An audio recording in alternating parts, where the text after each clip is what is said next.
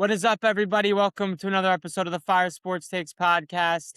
We might be in the midst of the greatest NBA playoff series of all time, and for sure the best NBA playoff series since Cavs Warriors. At least that's the trajectory this Spurs Thunder series is on after game one went into double overtime. And we saw a Spurs team that was down by 3 with 30 seconds to go, led by a 7'4" freak of nature, pull up from 35 to tie the fucking game. What are we talking about here? What we saw out of Victor Wembanyama in game one of the Western Conference semifinals, or Western Conference finals, what we saw from Wemby in game one of the Western Conference finals is something we have never seen before and will never see again. Quite literally. 41 and 23, however many rebounds, and he's pulling up from 35 with the game on the line, down 3 in overtime. Played almost every single minute, was ridiculous in the plus minus. His defensive presence was unreal. The efficiency drop off with OKC and their offense when Wemby's on the floor compared to when he's not was unbelievable. He's the greatest player in NBA history, in basketball history. Victor Wembanyama is the greatest player in the history of basketball. He just doesn't have the accolades yet. But there is nobody in the history of the sport that is able to do what Victor Wembanyama can do on both sides of the floor, what he can do on the glass, what he can do defensively, what he can do as a scorer at all three levels. He pulled up from 35 at 7'4", down 3 in overtime to tie the game and force overtime in the first round, or in the first game of the Eastern Conference Finals. He's 22 years old. He's the greatest basketball player I have ever seen with my eyes, and if you think otherwise, you're kidding yourself, or you're just stuck on nostalgia with LeBron or MJ, or you're just straight up an idiot. Now, he doesn't have the accolades, and there's a long career ahead of him, but I have never seen anything like him in my entire life. And a month ago, I was saying he's the greatest defensive player I have ever seen, and here we are a month later, I'm saying I've never seen anything like this guy in my entire life. He's genuinely unbelievable. And this series is not over, but you can't blow the Alex Caruso game if you're Oklahoma City. You can't do it. You got 30 out of Caruso. He was making plays on the defensive end of the floor. He was getting extra possessions. He was guarding Wemby on certain possessions, and he was doing a pretty damn good job. You can't lose the Alex Caruso game.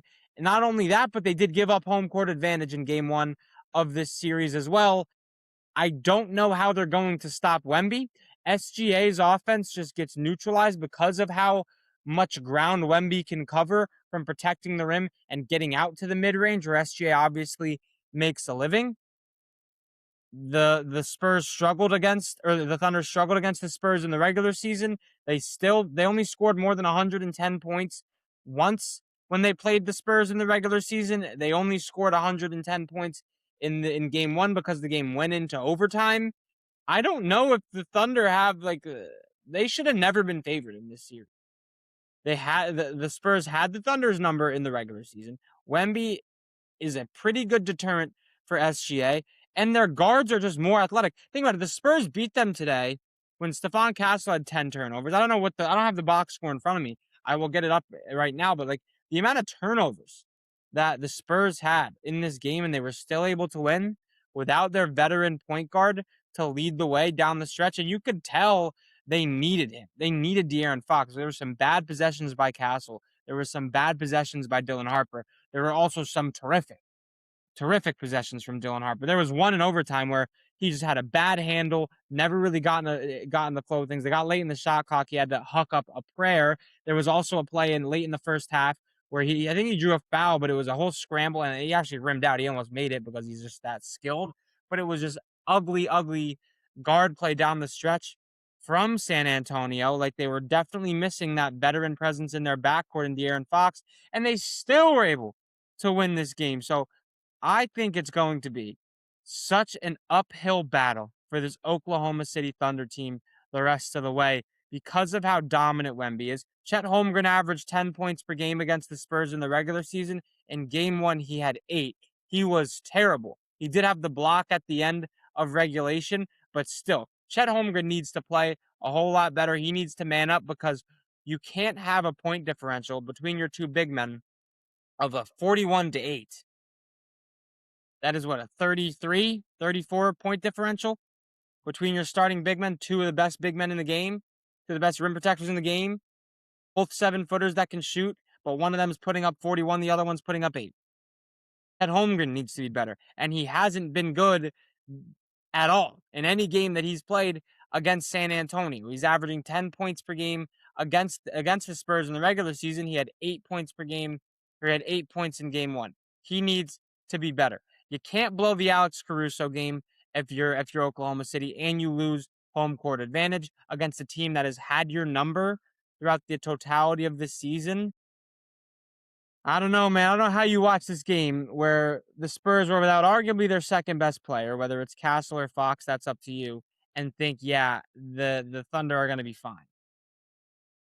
And the other thing about San Antonio, too, is like their role players did not seem phased at all. Like there was a play in overtime. I think Aaron Wiggins comes down and hits a three, and then it's just Champagnie burying the three right back.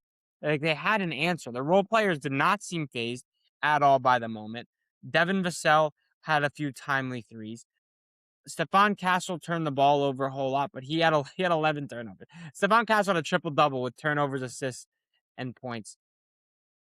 Carter Bryant had some really solid defensive minutes. Keldon Johnson had some really timely threes. Like the Spurs role players did not seem phased at all by the moment. Like they had an answer every single time. They were playing really aggressive defense. They had to lose the turnover margin. What was the total turnovers? 14-21. And they still won the game. Dylan Harper had 7 fucking steals. That's insane. There was a play in the fourth quarter, or it might have been overtime, where Dylan Harper, who is what, 6'4", 6'5", was locking up Chet Holmgren.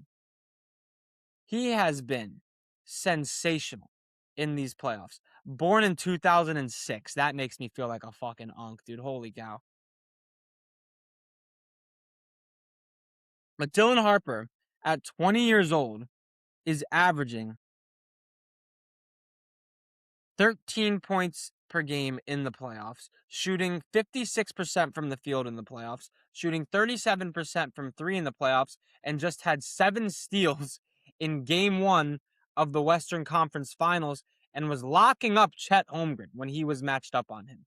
Had really timely baskets down the stretch, and although there were some sloppy possessions late in the overtime and late in the fourth quarter, he did put together some really, really tough buckets. He had a really clutch and one. His bag work is nasty. He's shooting the 3-ball really well in these playoffs. He's getting to his mid-range. Dylan Harper is disgusting.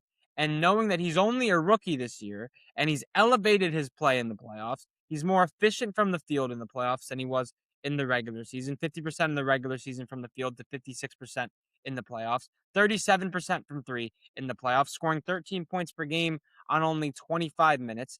5 rebounds, just shows how much he's hustling at 6'4". He had 7 steals in game 1 of the Western Conference Finals. Dylan Harper is going to be an absolute problem. There's all NBAs in his future. Only 20 years old, averaging 13 points per game on 25 minutes on ridiculous efficiency in the NBA playoffs is unbelievable. And he's nasty on the defensive side of the basketball as well. He is a problem, bro. And everybody raves about how deep Oklahoma City is. And they are deep. They probably have the best depth in the NBA. But right behind them is the San Antonio Spurs, especially if you're going to get the defensive minutes out of Carter Bryant that you got today. You didn't even have De'Aaron Fox in the lineup. That means Dylan Harper's coming off the bench. Then you have Keldon Johnson, Luke Cornett, Harrison Barnes. I guess Harrison Barnes doesn't really count. And again, it's not Oklahoma City Thunder, right, where you have Cason Wallace, AJ Mitchell, Jared McCain, Isaiah Joe, Aaron Wiggins. Like they have so many guys. It's not to that level. But the Spurs are deep in their own right. They can go 10 guys deep, right? So I love the Spurs. I have a future on Wemby. I can't. That was some of the greatest basketball we have seen in such a long time, and I'm so fired up for the rest of the series. Let's look at the schedule. I hope the whole series is on NBC because Mike Tirico is the greatest play-by-play announcer in the history of sports. Why wasn't this guy on basketball sooner? Why can't he just announce every single thing in my life? Every time I turn on the TV to watch a sports game, I want it to be Mike Tirico. He is the GOAT. Unequivocal best play-by-play guy in the business. He is a beast. Beast. Never an awkward moment with him or the color commentator. Always no stutters, no ums. Always on point with his delivery. Always natural, enthusiastic about the game. It's not like watching Al Michaels on Amazon Prime where I'm about to fall asleep. Like the production quality from NBC and ESPN to Amazon Prime Video is just a joke in these NBA playoffs. Like Bezos, if you're gonna buy all the sports, at least have some good production, please. Like it couldn't hurt you. Couldn't hurt you to have a little bit of pageantry, okay? And NBC brings the pageantry. NBC has been unreal in these playoffs with their whole walkouts, their whole pregame presentation and everything. They get that. They understand they understand the importance of pageantry. They understand the importance of like building the atmosphere through the screen, making the fan feel like they're at the game, feel the magnitude of the moment. NBC's good at that. Amazon Prime Video fucking sucks. They stink. But what a performance from Wemby. And the rust is a real thing. And the rust makes me want to take Cleveland first half spread against the Knicks tomorrow because I think that they're coming off just a few days of rest. The Knicks haven't played basketball in 9 days, and we saw that early in this Thunder game. Like the Spurs jumped out to like 8-0 lead, 9-0 lead, and then the Thunder woke up a little bit, but not SGA. SGA had 4 points in the first half. He obviously started to cook down the stretch. If he just had a bad shooting night in general, but a lot of that has to do with how cold they were. And the Knicks were one of the hottest shooting teams in the NBA over the last 7 games. On a little 7-game win streak, 6-game win streak, whatever it is. I think it's 7. I'm pretty sure it's 7. They haven't played in 9 days. I don't know if they're going to be able to shoot the ball as well. So I think like a race to 10 for the Cavs or like a first quarter money line for Cleveland. Like I think that could absolutely be in play tomorrow because the Knicks are coming off their rest. Or like Cleveland first half, Knicks second half could be in play. I think I will probably do something like that. But the kid is hit. I took Cleveland money line in Game 7. I took Spurs money line in Game 1, and all of a sudden the kid's got some bankroll to work with. So we're gonna fuck around a little bit. But what a Game 1! Let's talk about SGA winning the MVP because there is a lot. There is a lot of like negative energy surrounding SGA because he's a foul merchant, because he's a foul baiter, which is obviously true if you watch him play. But all of the great players throughout the history of the NBA were really good at getting to the free throw line. The same people that rip on SGA for being a foul baiter are the guys that romanticize 2018 James Harden, which you rightfully should. But I bet if we went back in time to 2018 James Harden, you probably were complaining about him getting to the free throw line too much and foul bait. Luka Doncic does it. Nikola Jokic does it. LeBron James does it. Jalen Brunson does it. All your favorite players, for the most part, are looking to foul bait and get to the fucking free throw line. It's the charity stripe for a reason. The best players are good at getting to it. It's just SGA gets more hate for it because he plays in Oklahoma City and he doesn't play in LA and New York the way Brunson or Luka does. I swear. I don't know why it is. I don't know why SGA gets way more flack than these other guys for his foul baiting. I think a part of it does have to do that it's not just SGA, but like the entire Thunder team is flopping around like a Brazilian professional football team, like it or soccer team. So I understand it, but seriously, SGA deserved the MVP. And I understand after this game where you like put the side by side stats of Wemby and SGA, and Wemby finished third in voting. I understand where you could be like, how did they vote for SGA over? But it is one game. Keep in mind, Wemby had the greatest true shooting season, the most efficient scoring season out of a guard in NBA history. He joined some elite company, had the highest plus minus in the NBA by like 100 points. He was elite. He deserved the MVP. He deserves back-to-back MVPs. He's genuinely sniffing some uncomfortable territory in terms of top 10, top 5 point guard of all time, top 3 point. Yeah, if he goes for MVP, another finals MVP back-to-back seasons, he's going to be sniffing some uncomfortable territory. Somebody in my chat asked me the other day, Who do you think's better, Wemby or Russ? That's the dumbest fucking thing I've ever, or not, or SGA or Russ, excuse me. It's SGA by a mile. What the fuck are we talking about? He's the best Thunder player of all time.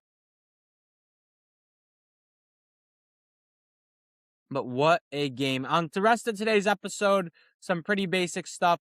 I've got top 5 bros of the week. We have some other news to talk about. I'll tell you what, NBA is fun. Like, that game was electric. I miss football though, dude. It's not the fucking same. I miss football. But let's just go top 5 bros of the week. Number 5, SGA. He's got to be on here. I understand he had a rough game 1 in the Eastern Conference final or in the Western Conference Finals, but back-to-back MVPs. The first guard to average. SGA deserved the MVP. Okay, SGA is a dog. SGA is unbelievable. He's probably a top 5 point guard of all time already. First guard to average 30 points per game on 55% from the field. He joined Michael Jordan as the only other player to average 30 and 5 on 50% shooting for 4 consecutive seasons in league history. He didn't score below 20 points a single time in the regular season. He had a plus 78, plus 788, excuse me, in the plus minus. That's more than 100 points better than the next closest player. He had the best true shooting season out of a guard in NBA history. He was the best player on the best team by far in the league this year. SGA is greatness, and I don't know if they'll win this series against San Antonio. I honestly don't think they would. I picked the Spurs before the series even started, and then the way the Thunder lost home court advantage, they didn't win the Caruso game, and you got to win those games from your role players. You got to capitalize when they go off. And the way Wemby looked and the way the Spurs have had their number, I don't know if SGA is the best player in the world, but I do know he deserved these MVPs.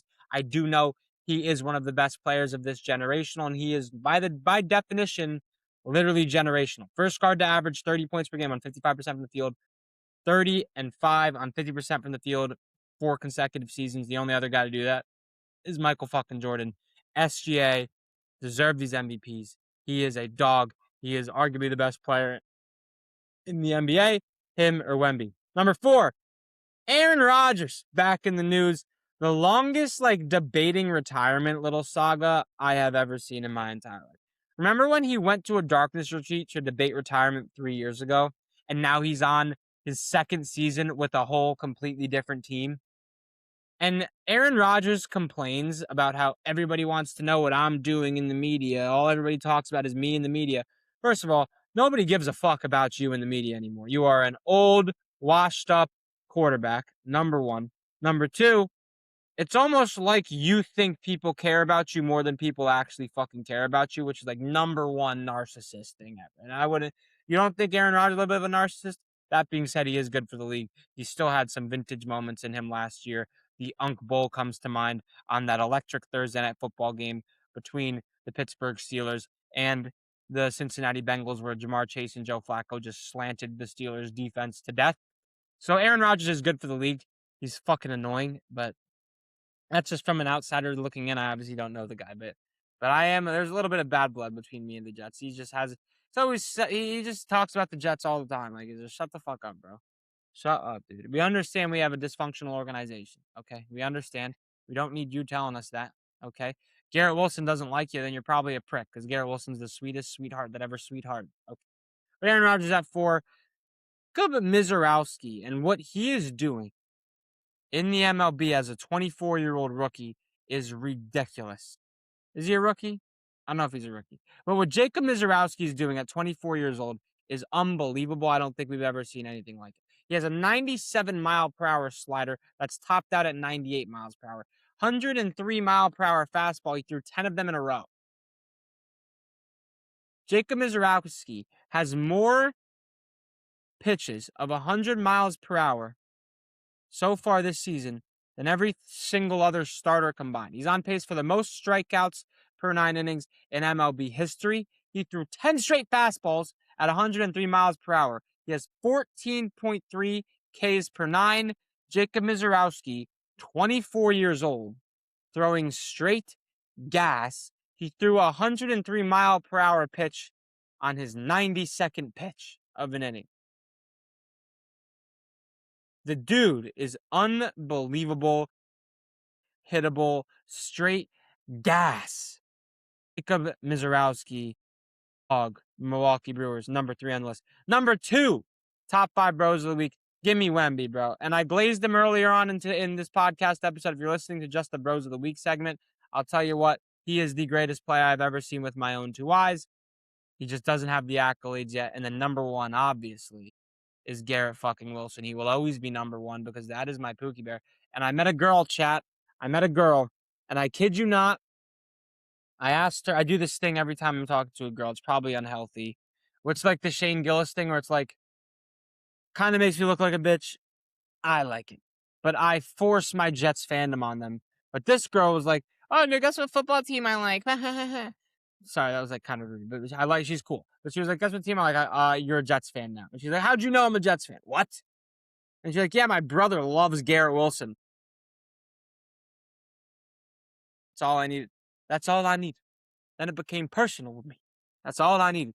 Bro, you know who else is making a comeback on my For You page? Shout out LeVar fucking Ball. Shout out LeVar Ball. Because this is the funniest thing I've ever seen in my entire life. LeVar Ball is the greatest, it might be the greatest human being.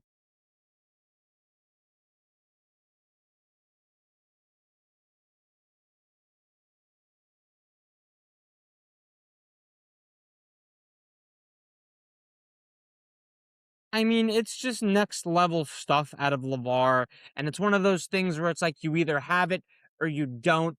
And LeVar Ball has it. Okay, I don't know what it is. He's a genius, terrific father. I don't know where he made all his money, but he's definitely a great businessman, and he's unbelievable. He's got to be on this top five, honorable mention, top five league. But yeah, it's Garrett Wilson. This girl I'm talking to is a Jets fan, and I didn't force that on her at all. So that's like kind of fire. And her brother likes Garrett Wilson. So W's in the chat. W's in the chat. What else should we talk about today? I don't even know. Nashville is hosting the Super Bowl in 2030. That's pretty sick. I think Nashville is a dope host city. I got a new job at the gym I work at as well because I'm just a grinder. It's just that's reality of the situation. But I was talking to this girl from Tennessee that also works there, and she was like, "Yeah, so the stadium is here. You take a left and walk a half mile, and there's Broadway. So it's right next to the stadium. That's a dangerous city to be hosting the Super Bowl. We thought New Orleans was dangerous in terms of like partying and events and all that. Definitely better than fucking San Francisco or whatever. But Nashville could be the move. Jets will be playing in it in 2030. Julian Sand will lead us there. I have a Jets, like rebuilding the Jets episode. I just haven't posted on YouTube. I have to edit it still. I tried to download a YouTube to MP3 player on this new computer that I got, and I think I downloaded a virus. I also do kind of think somebody is looking at me through the camera because every time I log into Riverside, it says your camera is being used by another application and I have to like bypass it.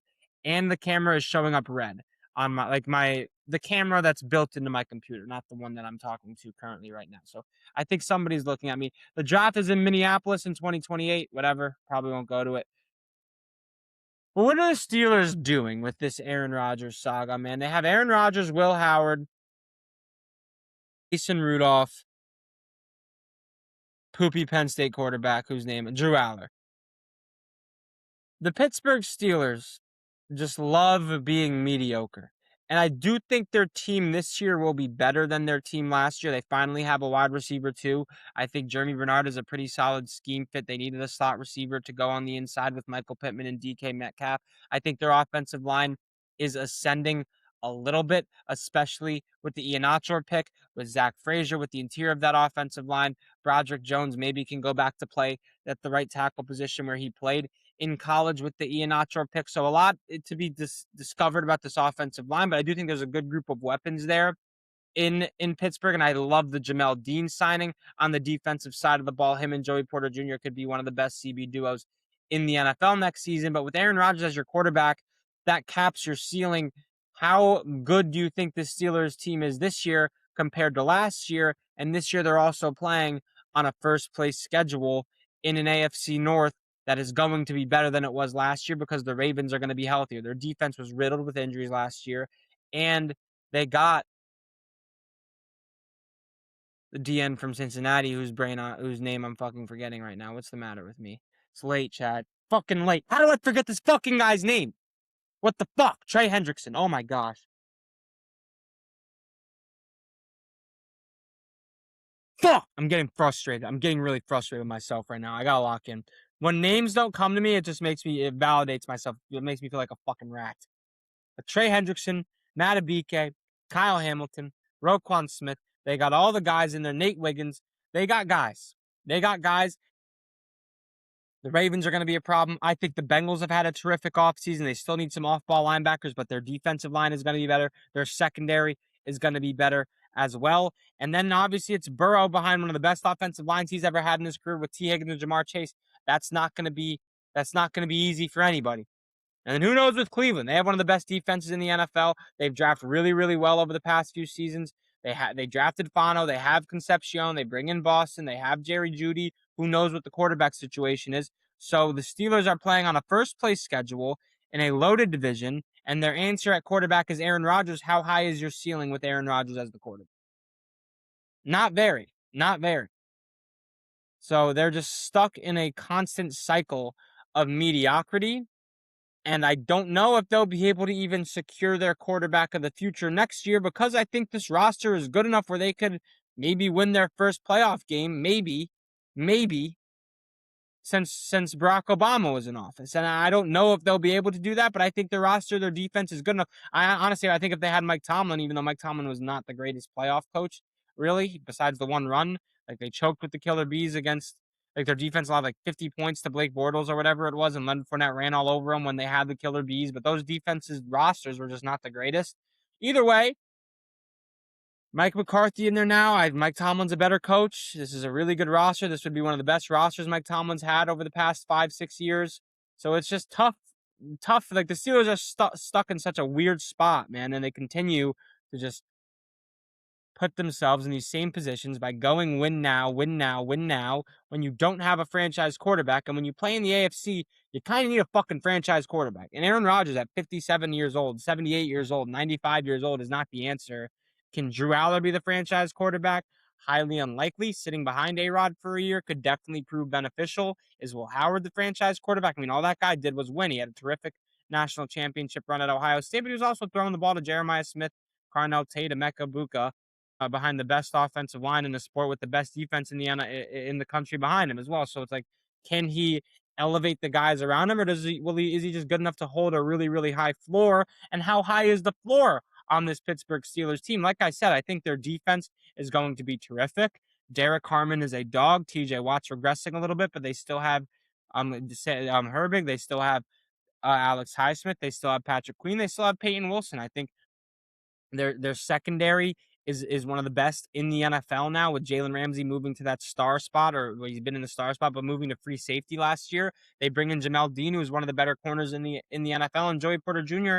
played at a legitimate fringe all-pro level last year. So I think the defense is going to be nasty. They have more weapons on the offensive side of the ball than they did a year ago. So I think the floor for this team is really solid, where if it does end up being Will Howard, who is taking QB2 reps, maybe he's good enough to not play losing football, and they can win 8, 9, 10 games and maybe luck their way, stumble and bumble their way into their first playoff win. But then they're looking at a 25th pick in the draft, and you're not going to get a quarterback. So it's just suck.